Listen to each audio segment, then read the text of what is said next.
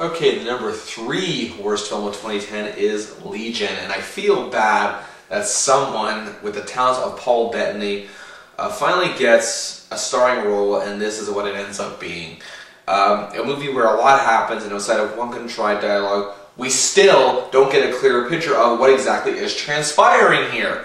All we know is God wants to wipe out the world and start again, but an unborn baby, the only hope mankind has. Why? They don't bother to tell us why through the whole film at all. They don't even attempt to. It's supposed to be, I guess, a symbol of Christ, according to some people. But come on, even Mary got a better explanation than this. Give me a break. As far as I'm concerned, this movie really just tries to play off religious imagery and, you know, theology or whatnot, and really just does a horrible, horrible job of it. And Bettany plays an angel who still has hope in the world and thinks God is wrong and prophesies something, and the characters fail to understand, but really who wouldn't? There's always something going on, action, theology, none of it at all making sense, being remotely interesting, and teetering on ludicrous at times. But at least we get a cheesy cliche action film one-liner from Dennis Quaid. At least they used his talents for at least one positive thing in this film. Or I'd be disappointed if they didn't. Quaid is a good actor, but really just has a knack for choosing some really crummy movies. And that's the thing.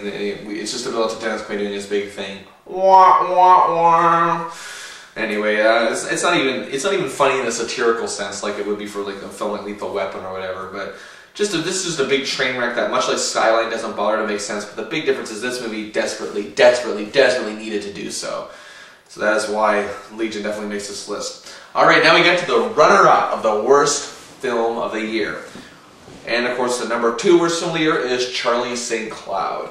Okay, now I am prepared for the barrage that is about to hit me. That is about to hit me from teenage girls, from girls in their early 20s who act like they do when they were about 15, or girls in their 30s who act like they do from when they were 14 or 15.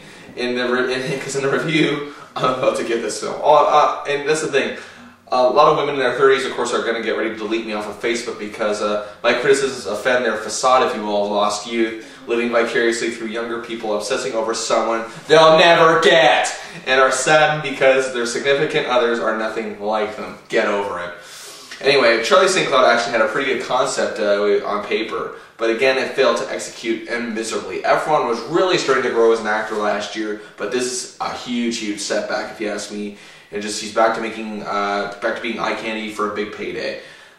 This film is really just pretentious, and that's putting it mildly. Thinking that it has a God-given right to be what it is, that it has a God-given right to be a sentimental story.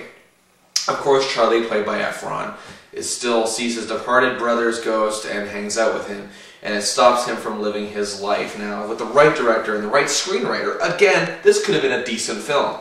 But by the 20th minute of this film, this was trying to suck every sentimental piece of wind out of everybody's body that ambulances were called because people were citing oxygen deprivation. Oh, it'd be funny if it wasn't so sad. And that is exactly what this film is. Sad, but not in the way that it's supposed to be sad. I did not like this one bit.